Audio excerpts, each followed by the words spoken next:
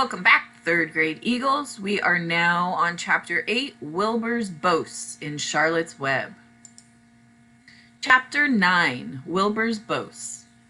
A spider's web is stronger than it looks. Although it is made of thin, delicate strands, the web is not easily broken.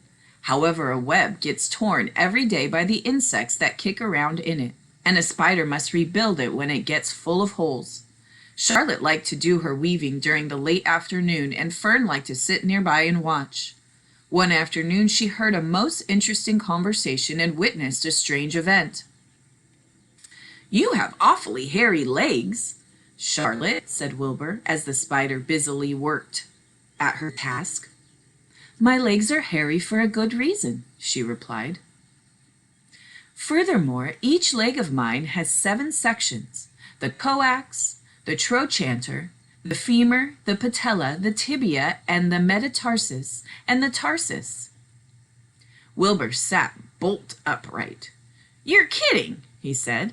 "No, I'm not either." "Say those names again. I didn't catch them the first time." Coxa, trochanter, femur, patella, tibia, metatarsus, and tarsus. "Goodness," said Wilbur, looking down at his own chubby legs. "I don't think my legs have 7 sections." "Well," said Charlotte, "you and I lead different lives. You don't have to spin a web. That takes real leg work." "I could spin a web if I tried," said Wilbur, boasting. "I've just never tried." "Let's see you do it," said Charlotte. Fern chuckled softly, and her eyes grew wide with love for the pig. "Okay," replied Wilbur. "You coach me and I'll spin one. It must be a lot of fun to spin a web. How do I start?" "Take a deep breath," said Charlotte, smiling. Wilbur breathed deep. "Now climb to the highest place you can get to, like this." Charlotte raced up to the top of the doorway. Wilbur scrambled to the top of the manure pile. "Very good," said Charlotte. "Now make an attachment with your spinnerets. Hurl yourself into space and let out a drag line as you go down."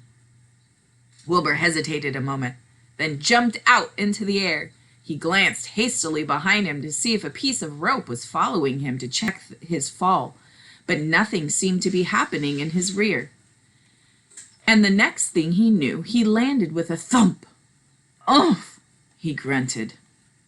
Charlotte laughed so hard her web began to sway. "What did I do wrong?" asked the pig when he recovered from his bump. "Nothing," said Charlotte. "It was a nice try." "I think I'll try again," said Wilbur cheerfully.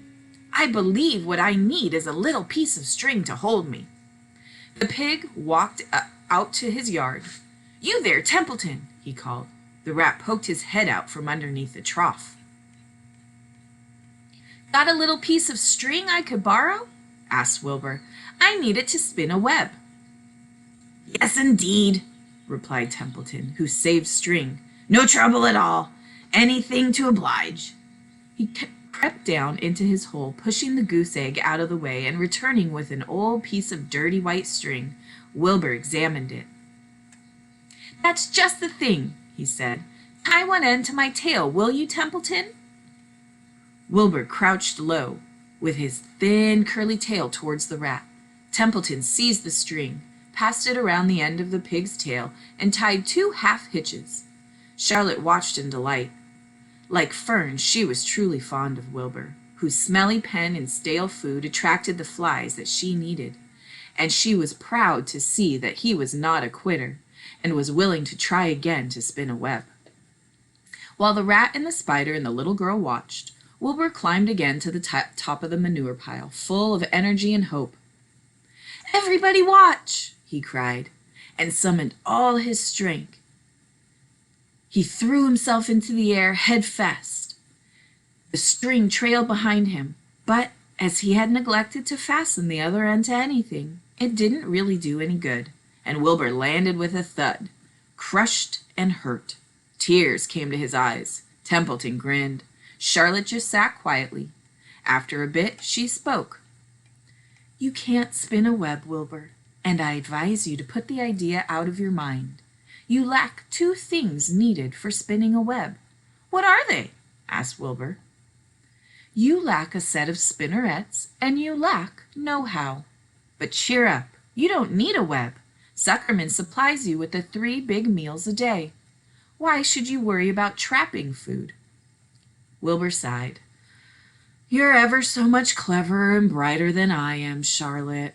I guess I was just trying to show off. Serves me right. Templeton untied the string and took it back to his home. Charlotte returned to her weaving. You needn't feel too badly, Wilbur, she said. Not many creatures can spin webs. Even men aren't as good at it as spiders, although they think they're pretty good, and they'll try anything. Did you ever hear of the Queensboro Bridge? Wilbur shook his head. Is it a web? Sort of, replied Charlotte. But do you know how long it took men to build it? 8 whole years. My goodness, I would have starved to death waiting that long. I can make a web in a single evening. What do people catch in the Queensboro Bridge? Bugs? Asked Wilbur. No, said Charlotte. They don't catch anything. They just keep trotting back and forth across the bridge, thinking there is something better on the other side. If they'd hang head down at the top of the thing and wait quietly, maybe something good would come along. But no, with men it's rush, rush, rush, rush. Every minute. I'm glad I'm a sedentary spider. What does sedentary mean? Asked Wilbur. Means I sit still a good part of the time and don't go wandering all over creation. I know a good thing when I see it, and my web is a good thing. I stay put and wait for what comes. Gives me a chance to think. Well, I'm sort of sedentary myself, I guess, said the pig. I have to hang around here whether I want to or not. You know where I'd really like to be this evening? Where? In a forest looking for beech nuts and truffles and delectable roots, pushing leaves aside with my wonderful strong nose, searching and sniffing along the ground, smelling, smelling, smelling. You smell just the way you are, you smell just the way you are, remarked a lamb who had just walked in. I can smell you from here. You're the smelliest creature in this place. Wilbur hung his head. His eyes grew wet with tears. Charlotte noticed his embarrassment, and she spoke sharply to the lamb. Let Wilbur alone, she said. He has a perfect right to smell, considering his surroundings. You're no bundle of sweet peas yourself. Furthermore, you are interrupting a very pleasant conversation. What were we talking about, Wilbur, when we were so rudely interrupted? Oh, I don't remember, said Wilbur. It doesn't make any difference. Let's not talk any more for a while, Charlotte. I'm getting sleepy. You go ahead and finish fixing your web, and I'll just lie here and watch you. It's a lovely evening. Wilbur stretched out on his side. Twilight settled over Zuckerman's barn and a feeling of peace. Fern knew it was almost supper time, but she couldn't bear to leave. Swallows passed on silent wings in and out of the doorways, bringing food to their young ones. From across the road a bird sang, Whippoorwill, whippoorwill. Lurvy sat down under an apple tree and lit his pipe. The animal sniffed the familiar smell of strong tobacco. Wilbur heard the trill of the tree toad and the occasional slamming of the kitchen door. All these sounds made him feel comfortable and happy, for he loved life and loved to be part of the world on a summer evening. But as he lay there, he remembered what the old sheep had told him. The thought of death came to him again, and he began to tremble with fear. Charlotte, he said softly. Yes, Wilbur. I don't want to die. Of course you don't, said Charlotte in a comforting voice. I just love it here in the barn, said Wilbur. I love everything about this place. Of course you do, said Charlotte. We all do. The goose appeared, followed by her 7 goslings. They thrust their little necks out and kept up a musical whistling, like a tiny troop, traveling band of pipers. Wilbur listened to the sound with love in his heart. Charlotte, he said. Yes, said the spider. Were you serious when you promised you would keep them from killing me? I was never more serious in my life. I am not going to let you die, Wilbur. How are you going to save me? Asked Wilbur, whose curiosity was very strong on this point. Well, said Charlotte vaguely, I don't really know, but I'm working on a plan. That's wonderful, said Wilbur. How is the plan coming, Charlotte? Have you got very far with it? Is it coming along pretty well? Wilbur was trembling again, but Charlotte was cool and collected. Oh, it's coming along all right, she said lightly. The plan is still in its early stages and hasn't completely shaped up yet, but I'm working on it. When do you work on it? Begged Wilbur. When I'm hanging head down at the top of my web. That's when I do my best thinking, because then all the blood is in my head. I'd be only too glad to help in any way I can. Oh, I'll work it out alone, said Charlotte. I can think better if I think alone. All right, said Wilbur, but don't fail to let me know if there's anything I can do to help, no matter how slight. Well, replied Charlotte, you must try to build yourself up. I want you to get plenty of sleep and stop worrying. Never hurry and never worry.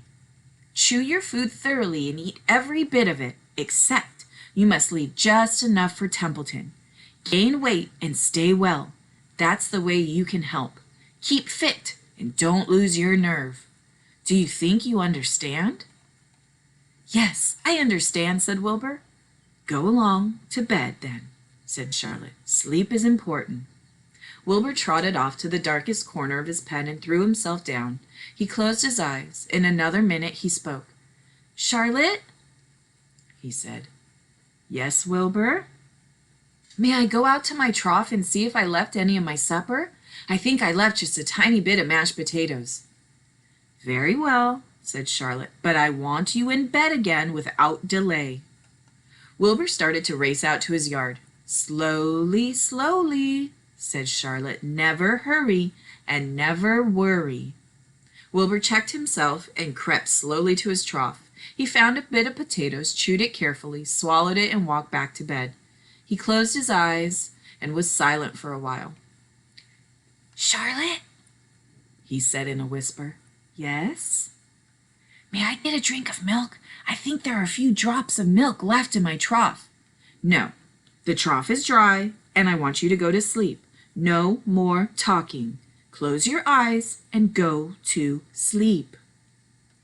Wilbur shut his eyes. Fern got up from her stool and started for home, her mind full of everything she had seen and heard. Good night, Charlotte, said Wilbur. Good night, Wilbur. There was a pause. Good night, Charlotte. Good night, Wilbur. Good night. Good night. That concludes chapter 9. I hope you enjoyed it. And the next chapter we will be on is chapter 10, An Explosion. Ooh, that sounds exciting. All right, hope to see you guys soon. Have a wonderful day.